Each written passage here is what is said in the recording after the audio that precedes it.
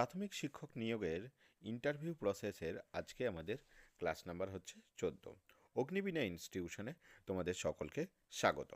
আজকে আমরা বিভিন্ন যে গুরুত্বপূর্ণ কিছু টপিক রয়েছে সেগুলো আলোচনা করব, যেমন পশ্চিমবঙ্গ সরকার এবং ভারত সরকারের গুরুত্বপূর্ণ যে স্কিমগুলো রয়েছে সেই স্কিমগুলো আলোচনা করব। এর সাথে সাথে ভিডিওর শেষে থাকছে সব থেকে গুরুত্বপূর্ণ কিছু ইম্পর্ট্যান্ট কোয়েশ্চেন্স বা যেগুলো আলোচনা করা হবে, যেগুলো খুবই গুরুত্বপূর্ণ। ভিডিওর শেষে সেগুলো থাকবে। চলো তাহলে শুরু করা যাক। পশ্চিমবঙ্গ সরকারের কিছু গুরুত্বপূর্ণ প্রকল্প সমূহ, যেমন প্রথমেই আমরা পাবো কন্যাশ্রী প্রকল্প। দেখো, কন্যাশ্রী প্রকল্প 2013 সালে স্যাংশন হয় বা 2013 সালে আমাদের কাছে আসে, এবং এই 2013 সালে যে কন্যাশ্রী প্রকল্প আসে, এই প্রকল্পের উদ্দেশ্য হচ্ছে কন্যা সন্তানের শিক্ষা, অল্প বয়সী বিবাহরোধ এবং নারীর ক্ষমতায়ন। এই কটা পয়েন্ট কিন্তু তোমাকে অবশ্যই মনে রাখতে হবে। পরবর্তী প্রকল্প যে বিষয়ে আমরা আলোচনা করব সেটা হচ্ছে রূপশ্রী প্রকল্প। রূপশ্রী প্রকল্পতে দেওয়া হচ্ছে কত সালে এসছে?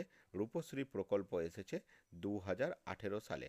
খুবই গুরুত্বপূর্ণ একটি পয়েন্ট, এবং এই প্রকল্পের উদ্দেশ্য হচ্ছে দরিদ্র পরিবারের মেয়েদের বিয়েতে আর্থিক সহায়তা করে সরকার। সেটা হচ্ছে তোমার কন্যাশ্রী প্রকল্প এবং রূপশ্রী প্রকল্প। এরপরে আমরা দেখব শিক্ষাশ্রী প্রকল্প। শিক্ষাশ্রী প্রকল্প চালু হয়েছে 2014 সালে। কত সাল? মনে রাখতে হবে, 2014 সাল। এবং এই প্রকল্পের উদ্দেশ্য হচ্ছে এসসি এবং এসটি কমিউনিটির যে ছেলেমেয়েরা রয়েছে, বাচ্চারা রয়েছে, তাদের বৃত্তি প্রদান বা স্কলারশিপ প্রদান। পরবর্তী প্রকল্প খুবই গুরুত্বপূর্ণ একটি প্রকল্প, সবুজ সাথী প্রকল্প। সবুজ সাথী প্রকল্প 2015 সালে চালু হয়েছে, এবং এর উদ্দেশ্য হচ্ছে নবম এবং দশম শ্রেণীতে ও উচ্চ মাধ্যমিকের যে সমস্ত ছাত্রছাত্রীরা রয়েছে পাঠরত, তাদেরকে সাইকেল প্রদান করা হয়। পরবর্তী প্রকল্প হচ্ছে লক্ষ্মীর ভাণ্ডার। লক্ষ্মীর ভাণ্ডার প্রকল্প কি বলছে? এটি চালু হয়েছে 2021 সালে, এবং পরিবারের মহিলাদের আর্থিক সহায়তা প্রদান করা হয়। আগে এই প্রকল্পের যে অ্যামাউন্ট ছিল সেটা এখন বাড়িয়ে 1000 টাকা করে দেওয়া হয়েছে। আগে 500 থেকে একদম 1000 করে দেওয়া হয়েছে, এবং এসটি এসসি যারা রয়েছেন যে সমস্ত মহিলারা, তাদের 1200 টাকা করা হয়েছে। নেক্সট হচ্ছে পরবর্তী প্রকল্প হচ্ছে যে খেলাধুলার অগ্রগতি গতি বা ক্রিয়াশ্রী যে প্রকল্প রয়েছে, এটি চালু হয়েছে ক্রিয়াশ্রী 2016 সালে। উদ্দেশ্য হচ্ছে প্রতিভাবান খেলোয়াড়দের উৎকর্ষ ও উৎসাহ ও আর্থিক সহায়তা করা হয়। পরবর্তী প্রকল্প রয়েছে যে দুর্গোৎসব অনুদান, যেটা পূজা কমিটিদের অনুদান দেওয়া হয়। 2018 সালে চালু হয়েছে, এবং 2020-21 সালে এটার আর্থিক বৃদ্ধি করা হয়েছে, এবং দুর্গাপুজো যে কমিটি রয়েছে তাদেরকে আর্থিক সহায়তা দেওয়া হয়। প্রায় অ্যাপ্রক্সলি তোমরা একটু কমেন্ট সেকশনে আমাকে জানাবে কত টাকা দেওয়া হয় দুর্গা উৎসবের জন্য। বেশ, পরবর্তী রয়েছে স্টুডেন্ট ক্রেডিট কার্ড। 2021 সালে চালু হয়েছে স্টুডেন্ট ক্রেডিট কার্ড। এখানে দেওয়া হয় উচ্চশিক্ষার জন্য ছাত্রছাত্রীদের সর্বোচ্চ 10 লাখ টাকা পর্যন্ত ঋণ দেওয়া হয় উইথাউট ইন্টারেস্টে। এরপর আমাদের পরবর্তী প্রকল্প রয়েছে স্বস্তি প্রকল্প, যেটা হচ্ছে 2019 সালে চালু হয়, এবং এখানে গ্রামীণ যে পরিবারগুলি রয়েছে কম দামে বিদ্যুৎ সরবরাহ বা বিদ্যুৎ সংযোগ করা হয়। পরবর্তী প্রকল্প হচ্ছে আমাদের কৃষ্টি প্রকল্প। কৃষ্টি প্রকল্প হচ্ছে 2017 সালে লাগু হয় বা চালু হয়, এবং উদ্দেশ্য হচ্ছে লোকশিল্পী ও শিল্পীদের আর্থিক সহায়তা করা হয় এই প্রকল্পের মধ্যে দিয়ে। পরবর্তী প্রকল্প আমরা যেটা নিয়ে আলোচনা করব সেটা হচ্ছে জলধারা বা জলসাথী প্রকল্প। চালু হয় 2020 সালে, এবং গ্রামীণ এলাকায় পানীয় জলের সুবিধা বাড়ানো হচ্ছে এই প্রকল্পের প্রধান উদ্দেশ্য।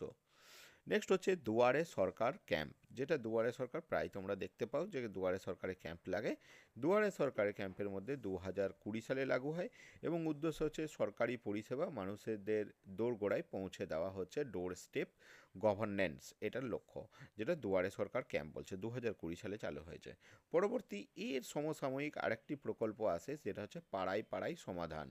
পাড়ায় পাড়ায় সমাধান এটাও 2021 সালে আসে। এলাকার ছোটোখাটো যে সমস্যা রয়েছে যেগুলোকে স্থানীয়ভাবে দ্রুত সমাধান করে দেওয়ার জন্য।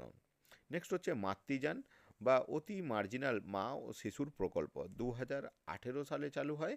এই প্রকল্পের উদ্দেশ্য হচ্ছে গর্ভবতী যে সমস্ত মহিলারা রয়েছেন বা নবজাতক শিশুদের স্বাস্থ্য সেবা পৌঁছে দেওয়া কাজ হচ্ছে মাতৃযান প্রকল্পের উদ্দেশ্য। নেক্সট যেটা রয়েছে আমাদের স্বাস্থ্যসাথী প্রকল্প। স্বাস্থ্যসাথী প্রকল্প এটি চালু হয় 2016 সালে এবং এর সম্পূর্ণ বিস্তৃতি আমরা দেখতে পাই 2020 সালে আরও ভালো করে দেওয়া হয়। এই প্রকল্পের উদ্দেশ্য হচ্ছে বিমা প্রদান করা বা ইন্স্যুরেন্স প্রদান করা। প্রতি পরিবারকে 5 লক্ষ টাকার ক্যাশলেস স্বাস্থ্য বিমা প্রদান করা হয়। পরবর্তী হচ্ছে কৃষক বন্ধু প্রকল্প। কৃষক বন্ধু প্রকল্প 2019 সালে চালু হয় এবং পরবর্তীতে এটা 2021 সালে আরও ভালো করে লাগু হয় এবং এর উদ্দেশ্য ছিল কৃষকদের বার্ষিক আর্থিক সহায়তা ও ফসল বীমা দেওয়া। নেক্সট হচ্ছে পরবর্তী প্রকল্প হচ্ছে বাংলার সাথী অ্যাপ পরিষেবা। 2020 সালে চালু হয়। সরকারি পরিষেবার ডিজিটাল সাহায্য করা হচ্ছে এর কাজ। পরবর্তী আমরা দেখতে পাবো আত্মশক্তি বা নিঝুম প্রকল্প, মহিলা উন্নয়নের জন্য এই প্রকল্প হয়েছে। এইটি হচ্ছে স্বনির্ভর গোষ্ঠীর মহিলাদের উন্নয়ন সাধনের জন্য এই প্রকল্প নিয়ে আসা হয়েছে। প্রকল্পের নামটা খুবই গুরুত্ব, আত্মশক্তি বা নিঝুম প্রকল্প 2021 সাল, মনে রাখবে। পরবর্তী হচ্ছে বাংলার আবাস যোজনা, যেটি 2016 সালে হয়েছে। উদ্দেশ্য হচ্ছে গৃহহীন ও নিম্ন আয়ের পরিবারকে আর্থিক সহায়তা, বাড়ি নির্মাণে সহায়তা করা হয়। যদি আমার ব্যক্তিগত মতামত, এই অ্যামাউন্টটা যেটা প্রোভাইড করা হয় খুব নিতান্ত ছোট অ্যামাউন্ট, মাত্র 1,20,000 টাকা। যেখানে আজকের জিনিসপত্রের যে রকম দাম, বালি থেকে শুরু করে ইট থেকে শুরু করে, সেখানে 1,20,000 টাকায় কীভাবে বাড়ি নির্মাণ সম্ভব। পরবর্তী প্রকল্প হচ্ছে পথশ্রী প্রকল্প। যদিও এই ধরনের উত্তর কিন্তু তোমাকে বলা যাবে না, তোমাকে বলতে হবে যে যেটা বললাম, গৃহহীন ও নিম্ন আয়ের পরিবারকে বাড়ি নির্মাণে সহায়তা করা হয়। তাদের ওই টালির বাড়ি দেওয়া হয় কোনো রকমে, অ্যাকচুয়ালি গৃহহীন যারা রয়েছে। নেক্সট হচ্ছে পথশ্রী প্রকল্প, যেটি লাগু হয় 2020 সালে। গ্রামীণ রাস্তা ও সংস্কার ও উন্নয়নের জন্য এই প্রকল্প কিন্তু লাগু হয়েছে। পথশ্রী প্রকল্প তোমরা জায়গায় জায়গায় বোর্ডও দেখেছো বিভিন্ন পথশ্রী প্রকল্পের। এরপরে রয়েছে, আমরা তোমাদের বলেছিলাম যে ভারতের বিভিন্ন শিক্ষা কমিশন নিয়েও আজকে আলোচনা করব। যে গুরুত্বপূর্ণ কয়েকটি শিক্ষা কমিশন রয়েছে সেগুলো তো আমরা বিস্তারিত আলোচনা করবই। তার আগে ওভারভিউ আমরা একটা দেখে নিই যে ভারতের গুরুত্বপূর্ণ কয়েকটা শিক্ষা কমিশন এবং তাদের সালগুলো দেখি, তাদের উদ্দেশ্যগুলো ওয়ানলাইনার করে দেখব। যেমন উডস কমিশন। উডস কমিশন আছে বা উডের ড্যাসপ্যাচ, যেটা হচ্ছে তোমার ইংরেজি শিক্ষার উপর জোর দেওয়া হয়েছিল 1854 সালে এবং ইংরেজি শিক্ষার প্রসার বা গুরুত্ব বাড়ানোর জন্য এই কমিশন এসেছিল। পরবর্তীতে আমরা দেখতে পাবো হান্টার কমিশন। হান্টার কমিশন আসছে 1882 সালে, যেটার কাজ ছিল প্রাথমিক শিক্ষার বিস্তার, স্থানীয় সংস্কারের মাধ্যমে শিক্ষা উন্নয়ন করার লক্ষ্য ছিল হান্টার কমিশনের। কত সাল? 1882 সাল। নেক্সট হচ্ছে ভারতীয় বিশ্ববিদ্যালয় কমিশন। কত সালে আসে ভারতীয় বিশ্ববিদ্যালয় কমিশন? 1902 সালে। বিশ্ববিদ্যালয় শিক্ষার উন্নয়ন ও নিয়ন্ত্রণ। স্যাটলার কমিশন 1917 থেকে 1919 সাল। কলকাতা বিশ্ববিদ্যালয় সংস্কার, মাধ্যমিক ও উচ্চ শিক্ষা পর্যালোচনা, এই ছিল স্যাটলার কমিশনের লক্ষ্য।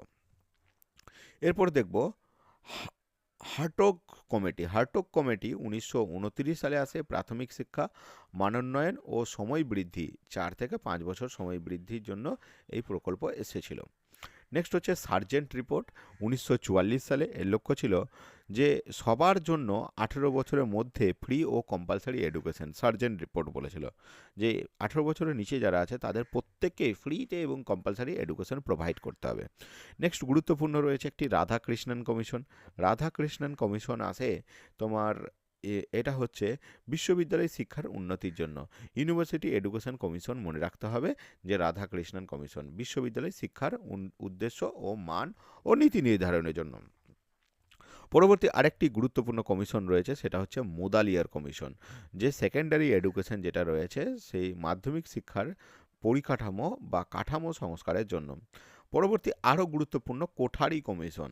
কোঠারি কমিশন আসে 1964 থেকে 66 সাল নাগাদ করে। স্কুল শিক্ষা থেকে উচ্চশিক্ষা সমন্বিত শিক্ষা নীতি তৈরি করার জন্য আসে তোমার কোঠারি কমিশন। নেক্সট হচ্ছে জাতীয় শিক্ষানীতি এনইপি 1968 সালে প্রথম জাতীয় শিক্ষানীতি কাঠামো আসে, যেটা 10+2+3 কাঠামো আসে। এরপরে আসে জাতীয় শিক্ষানীতি এনইপি 1986 সাল, দ্বিতীয় শিক্ষানীতি, যেখানে শিশু শিক্ষা, নারী শিক্ষা, বৃত্তিমূলক শিক্ষা এগুলো সংশোধনের জন্য। তারপরে এটার আবার সংশোধন আসে এনএপি 1992 সালে, যেখানে শিক্ষানীতি 86 এর যে আমরা 86টা পড়লাম, যেখানে নারী শিক্ষা, বৃত্তিমূলক শিক্ষা, এইটারই আপডেট ভার্সন আসে। পুনরায় এই রিসেন্ট যেটা আছে সেটা হচ্ছে এনইপি জাতীয় শিক্ষানীতি 2020 এখানে কিন্তু গুরুত্বপূর্ণ পয়েন্টটা তোমাকে মনে রাখতে হবে, 5+3+3+4 এই কাঠামোতে কিন্তু পড়াশোনার আছে, যেখানে লক্ষ্য হচ্ছে আউটকাম ভিত্তিক শিক্ষা, ডিজিটাল শিক্ষা, এগুলো হচ্ছে আমাদের মূল লক্ষ্য থাকবে। এবার এই প্রত্যেকটার আমরা একটু বিস্তারিত দেখে নিই, যেটা কিনা আমাদের পরীক্ষায় সম্ভাবনাময় কোশ্চেন রয়েছে। আশা করছি এখান থেকে কিন্তু কোয়েশ্চেন দেওয়ার সম্ভাবনা প্রবল, অবশ্যই দেবে। তো প্রথম যেটা পাবো আমরা, একটু ডিটেলিং আমাদেরকে জানতে হবে, সেটা হচ্ছে হান্টার কমিশন। দেখো হান্টার কমিশন কি আগে সেটা আমাকে বুঝতে হবে। 1982 সালে ব্রিটিশ ভারতের প্রাথমিক ও মাধ্যমিক শিক্ষার অবস্থা পর্যালোচনা করার জন্য একটি গঠিত শিক্ষা কমিশন। এই কমিশনের চেয়ারম্যান ছিলেন স্যার উইলিয়াম হান্টার। বেশ, গঠন হয় 1982 সালে এবং গঠন করেছিলেন লর্ড রিপন, তৎকালীন ভাইসরয়। হান্টার কমিশন, কেন হান্টার কমিশন গঠিত হয়েছিল? উডের ডেসপ্যাচ আমরা একটু আগে পড়লাম 1854, এর কিছু নীতি ঠিকভাবে বাস্তবায়িত হয়নি।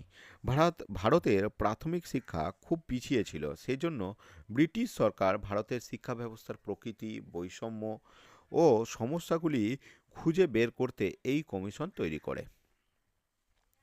এরপর আমরা দেখব হান্টার কমিশনের প্রধান সুপারিশগুলো কী কী ছিল। হান্টার কমিশনের প্রধান সুপারিশ ছিল প্রাথমিক শিক্ষা, যে প্রাইমারি এডুকেশন, প্রাথমিক শিক্ষা সংগঠিত করা, উন্নত ও বিস্তৃত করা উচিত ছিল, এবং প্রাথমিক শিক্ষার দায়ভার কিন্তু দেওয়া হয় লোকাল বডিজকে, যেটা তোমরা কনস্টিটিউশনে পাবে আর্টিকেল 243 তে পৌরসভাকে পাবে। তো যদিও এই কনস্টিটিউশন আর্টিকেলটা তোমাদের এই এক্সামের ক্ষেত্রে রিলেটেড নয়, পৌরসভা বা মিউনিসিপ্যালিটি বা পঞ্চায়েত বা ডিস্ট্রিক্ট বোর্ড বা প্রাথমিক শিক্ষা বিনামূল্যে করার সুপারিশ করে, যে শিশুর মাতৃভাষায় শিক্ষা দেওয়ার কিন্তু পরামর্শ দেওয়া হয় হান্টার কমিশনের তরফ থেকে। 2 নম্বর পয়েন্টে আমরা দেখব মাধ্যমিক শিক্ষা, সেকেন্ডারি এডুকেশন। যে মাধ্যমিক শিক্ষা হবে দুই ধরনের, এক হচ্ছে লিটারালি এডুকেশন মানে সাহিত্যিক শিক্ষা, আর দুই হচ্ছে ভোকেশনাল এডুকেশন মানে হচ্ছে বৃত্তিমূলক শিক্ষা। ছাত্রদের ভবিষ্যৎ কর্মক্ষেত্র অনুযায়ী শিক্ষার ধরন বেছে নেওয়ার সুযোগ থাকবে তাদের মধ্যে। নেক্সট হচ্ছে সরকারি নিয়ন্ত্রণ কমানো কমানো সরকার শিক্ষার সব ক্ষেত্রে কেন কোনো নিয়ন্ত্রক হবে না, শিক্ষা উন্নয়ন করা হবে স্বশাসিত সংস্থার মাধ্যমে, মানে নিজেই শিক্ষা কিন্তু নিজেকে ডেভেলপ করতে পারবে। নেক্সট হচ্ছে সরকার এই কমিশনে, হান্টার কমিশনের আরেকটি গুরুত্বপূর্ণ পয়েন্ট হচ্ছে যে বেসরকারি যে প্রাইভেট স্কুলগুলো আছে সেই স্কুলগুলোকে আর্থিক সহায়তা করা, সরকারের তরফ থেকে গ্র্যান্ট এড দেওয়া হয়, যাতে শিক্ষার মান বজায় রাখলে সরকার কিন্তু সহায়তা প্রদান করবে। এরপরে আমরা দেখব উডের ডেসপ্যাচ 1854 সাল। উডস ডেসপ্যাচকে ভারতের শিক্ষার ম্যাগনা কার্টা বলে। খুবই একটা গুরুত্বপূর্ণ কিন্তু পয়েন্ট তোমাদেরকে মনে রাখতে হবে, যে উডস ডেসপ্যাচকে বলা হয় ভারতের আধুনিক শিক্ষার কিন্তু ম্যাগনা কার্টা। এটি ভারতের শিক্ষা ব্যবস্থার পূর্ণাঙ্গ নীতিমালা নির্ধারণ করেছে। এর সুপারিশগুলো কি রয়েছে? শিক্ষার 3 স্তরের ব্যবস্থা করা, প্রাথমিক, মাধ্যমিক এবং উচ্চশিক্ষা 3টি স্টেপে হবে। 3টি বিশ্ববিদ্যালয় স্থাপনের সুপারিশ দেওয়া হয়। কি কি? কলকাতা বিশ্ববিদ্যালয়, মুম্বাই বিশ্ববিদ্যালয় এবং মাদ্রাজ বিশ্ববিদ্যালয়। প্রাথমিক শিক্ষায় মাতৃভাষা, প্রাথমিক শিক্ষায় কিন্তু অবশ্যই মাতৃভাষা দেওয়া হবে, এবং যেখানে মাতৃভাষায় প্লাস উচ্চশিক্ষায় তোমাকে কিন্তু ইংরেজির ব্যবহার চালু করা হয়। মহিলা শিক্ষার উন্নয়ন এবং বিশেষ সহায়তার সুপারিশ দেওয়া হয়। টিচার্স ট্রেনিং ইনস্টিটিউট স্থাপন করার সুপারিশ দেওয়া হয় উডের ডেসপ্যাচে। কারিগরি ও বৃত্তিমূলক শিক্ষার প্রসার করা হয়। বেসরকারি স্কুলগুলিকে গ্র্যান্ট এড বা সরকারি অনুদান দেওয়ার নীতি নেওয়া হয়। শিক্ষা পরিচালনার জন্য ডাইরেক্টর অফ পাবলিক ইন্সট্রাক্টর পদ, ডিপিআই পদ সৃষ্টি করা হয়। এছাড়াও সরকারি স্কুলে ধর্মনিরপেক্ষ শিক্ষা ব্যবস্থা চালু হয়, মানসম্মত পাঠ্যপুস্তক তৈরির ব্যবস্থা করা হয়, শিক্ষা ব্যবস্থা সরকারের ও সরাসরি সরকারের তত্ত্বাবধানে থাকবে। এই কটি বলা হয়। আজকে এই পর্যন্তই। ধন্যবাদ।